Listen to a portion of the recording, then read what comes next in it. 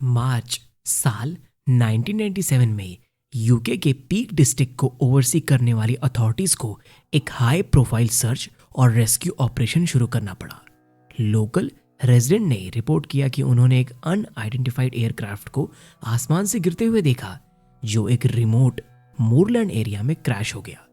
इस इंसिडेंट से संबंधित कोई सर्वाइवर या फिर किसी भी तरीके का मलबा अब तक ऑफिशियल तौर पर किसी को भी नहीं मिल सका।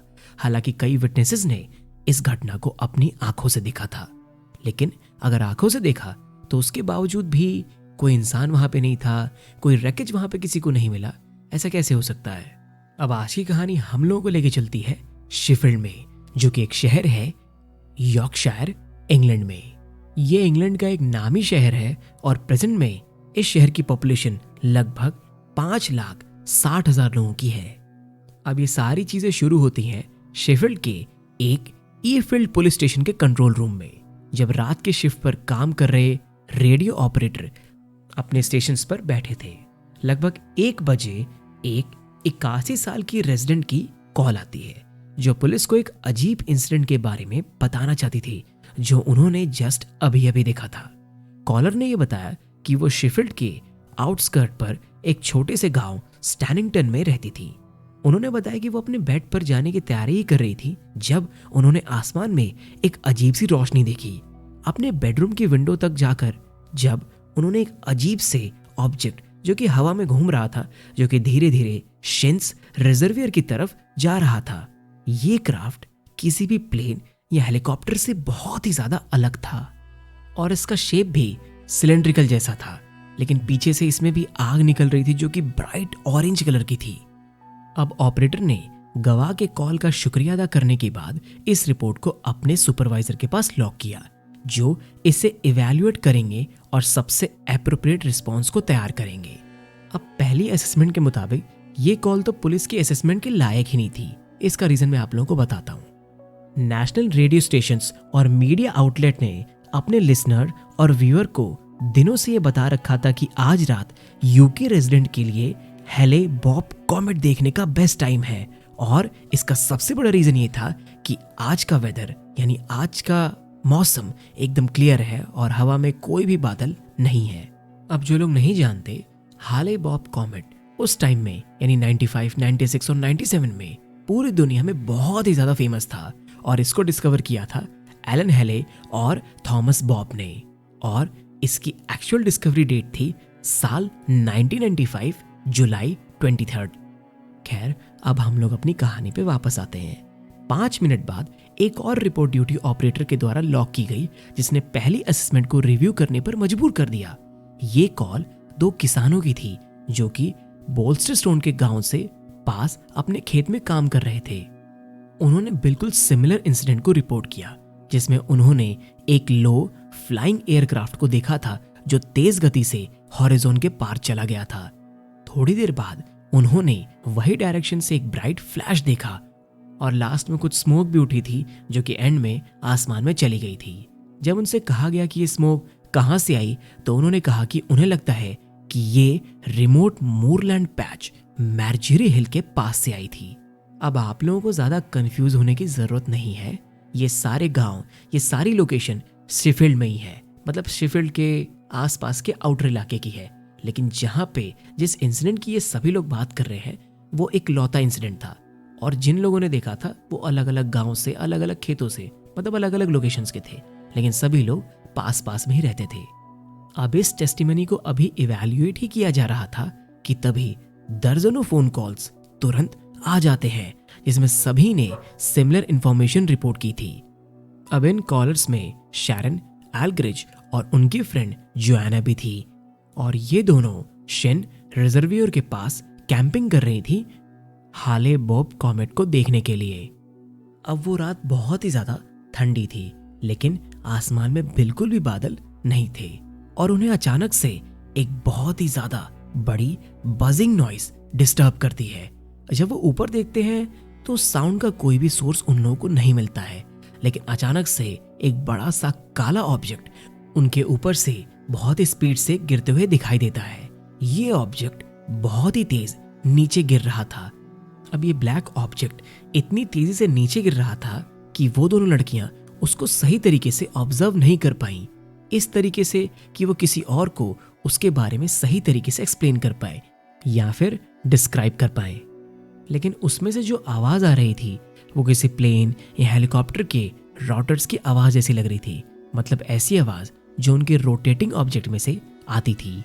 अब जो दृश्य उनके सामने था उसको छोड़कर वो तुरंत ही पास के पब्लिक फोन तक जाकर जो उन्हें दिखा उसको तुरंत उन्होंने रिपोर्ट किया। अब सच्चाई तो यह है कि उनको लगा कि ये कोई प्लेन क्रैश था।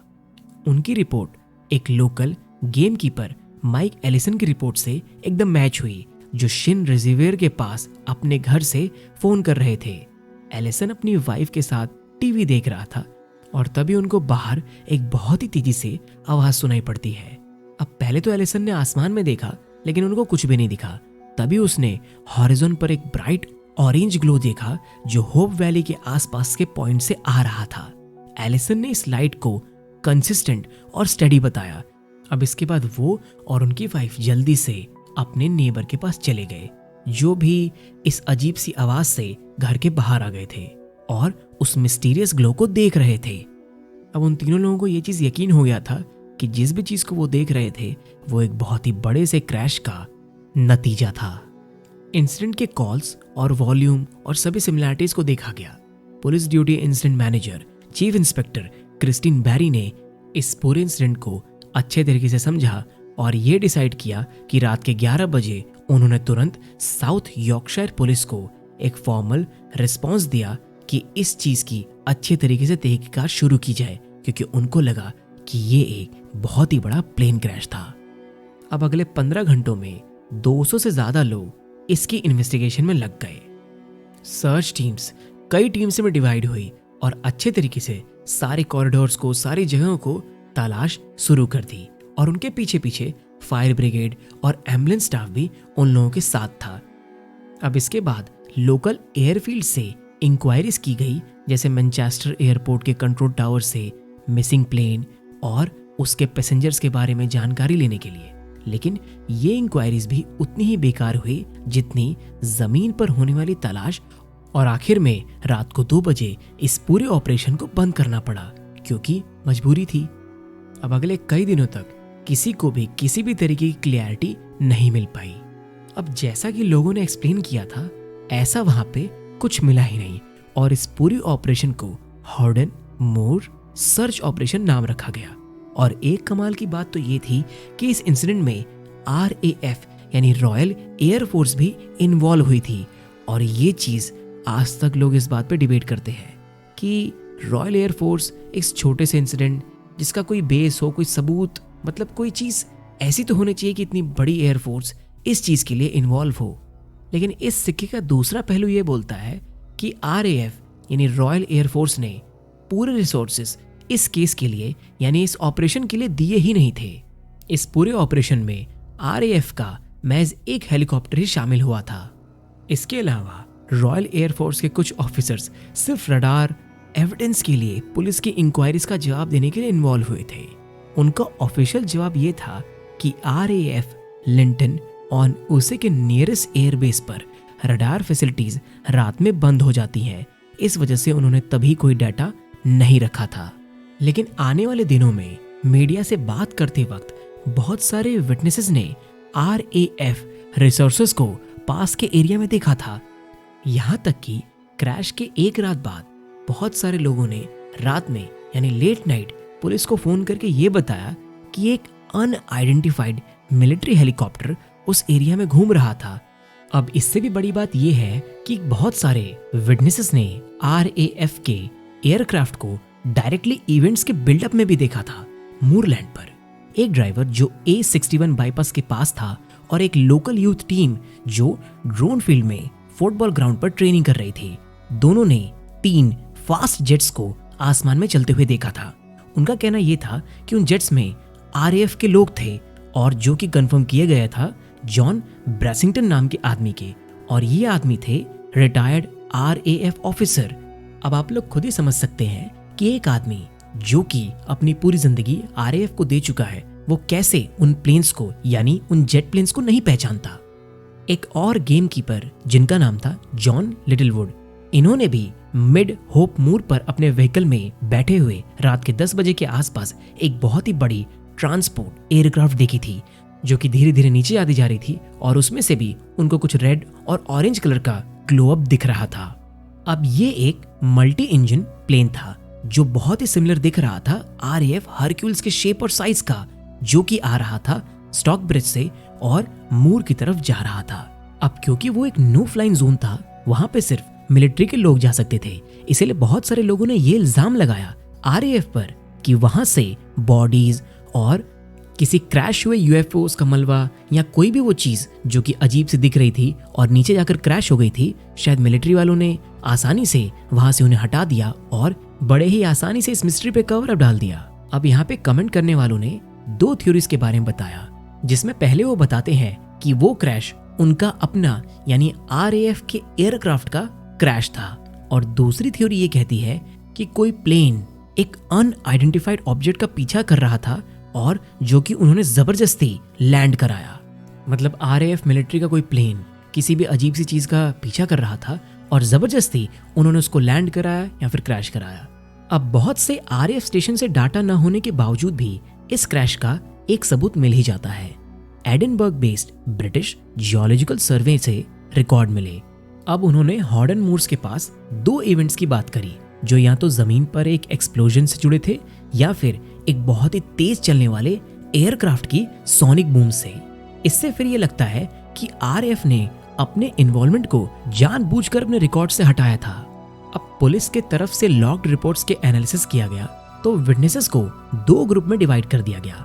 आधे विटनेस ने यह बताया कि उन्होंने हल्के एयरक्राफ्ट देखा था जिसके नोज पर एक प्रोपेलर था और कन्वेंशनल नेविगेशन और लैंडिंग लाइट्स थे।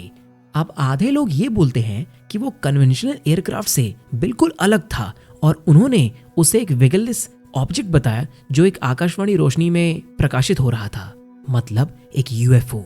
अब बहुत सारे लोग इन सब चीजों के बावजूद ये चीज कंफर्म कर चुके थे, मतलब ये लोग मानते थे कि उस दिन UK की आर्म्ड फोर्स और एलियन यानी UFO की लड़ाई हुई थी। अब इन सब चीजों के बाद कुछ लोगों ने कुछ अल्टरनेटिव थ्योरीज रखी थी जो कि UK और UFO की लड़ाई से थोड़ी सी अलग थी। उसमें से पहली ये थी कि बहुत सारे लोगों का ये मानना था कि उस दिन सारे लोग हाले बॉब कॉमेट को देखने के लिए इंतजार कर रहे थे और उन्होंने उसी को देखा था। लेकिन अब सवाल आता है कि हाले बॉब कॉमेट इतना अजीब क्यों लग रहा था। उसका रीजन लोगों ने ये बताया कि उसके पास ही कुछ बड़ी बड़ी इंडस्ट्रीज थी जिनकी बहुत ही बड़ी बड़ी लाइट्स थी और वो इधर उधर लगातार घूमती रहती थी, और ऐसा हो सकता है कि वो बड़ी बड़ी लाइट्स उस कॉमेट से टकराई हो और लोगों को कुछ अजीब सा दिखा हो, जिसको लोगों ने पुलिस को फोन पर मतलब एक्सप्लेन किया हो। अब कुछ लोगों को ये सुनने में थोड़ा अजीब लग रहा है, लेकिन इसकी पॉसिबिलिटी बहुत हद तक है क्योंकि वो बड़ी बड़ी लाइट्स कॉमेट से जब टकराई होगी तो एक अजीब सा रेड या ऑरेंज कलर का ग्लो कॉमेट से दिखा होगा जो कि लोगों को एक प्लेन से बहुत ही ज्यादा अजीब लगा हो, जिसको लोगों ने UFO बताया हो। लेकिन जो दूसरी थ्योरी है वो बहुत ही ज्यादा इंटरेस्टिंग है। अब बहुत सारे लोगों का ये मानना है, जो कि असलियत भी है, कि उस इलाके में बहुत सारे क्रिमिनल्स रहते थे और वो क्रिमिनल कोई नॉर्मल क्रिमिनल नहीं बल्कि ड्रग्स वाले क्रिमिनल्स थे। अब ड्रग्स एंड माफिया वर्ल्ड के पास पैसे की कमी तो होती नहीं, तो बहुत सारे लोगों का ये मानना है कि उस रात इल्लीगल तरीके से किसी एयरक्राफ्ट में ड्रग ड्रॉप किया जाना हो और वो क्रैश किसी और चीज का नहीं बल्कि उसी एयरक्राफ्ट का हो और उसके पीछे ही RAF की आर्म फोर्स लगी हो, और क्रैश के बाद वहां पे जितने भी लोग मरे हों उनकी बॉडीज को और तो और प्लेन के रैकेज को मिलिट्री वालों ने वहां से हटा दिया हो और इस मिस्ट्री पे कवर अप कर दिया हो।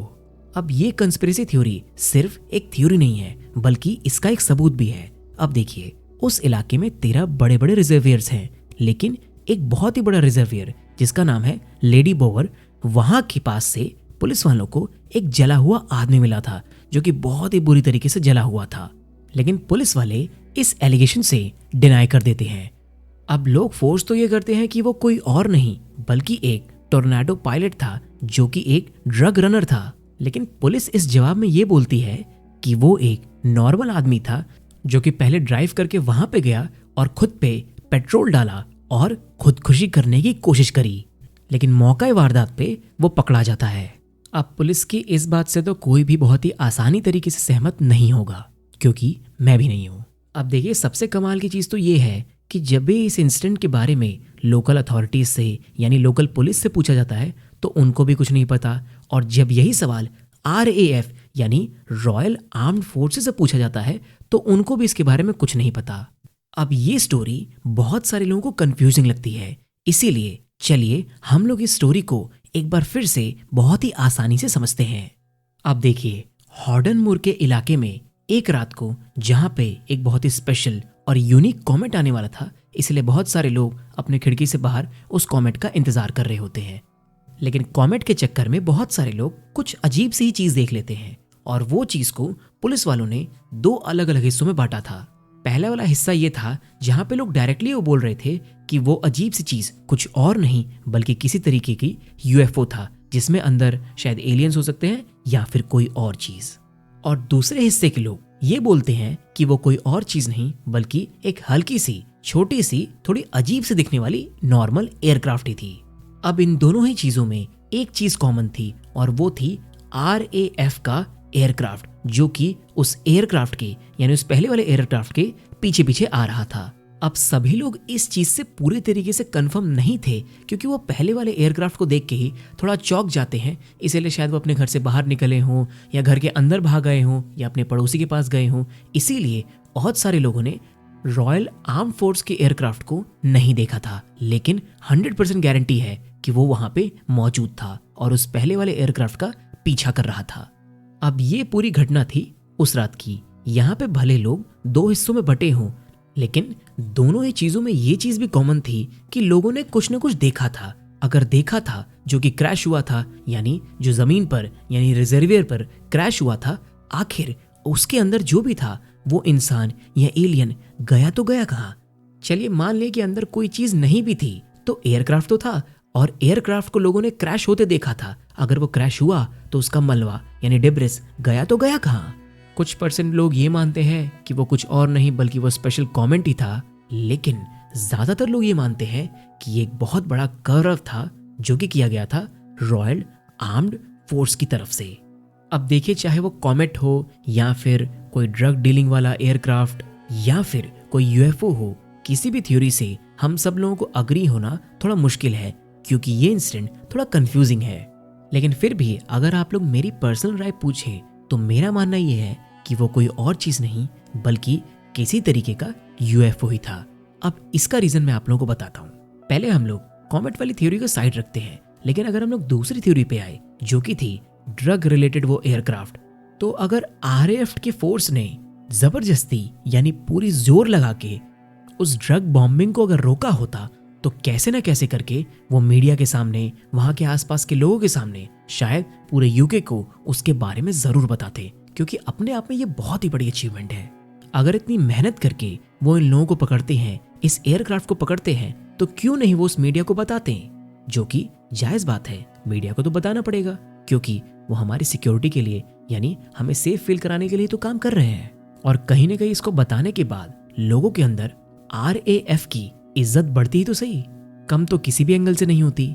इसी वजह से मेरा ये मानना है कि ना वहां पे लाश मिलना या किसी भी तरीके की बॉडी मिलना, ना तो एयरक्राफ्ट का एक टुकड़ा मिलना, भाई ये चीज तो बहुत ही ज्यादा बड़ी बात है। खैर, आप लोगों का क्या कहना है इस केस के ऊपर, प्लीज मुझे कमेंट सेक्शन में जरूर बताइएगा। अगर वीडियो अच्छा लगा हो तो प्लीज लाइक कर दीजिएगा और इस चैनल को सब्सक्राइब भी कर दीजिएगा।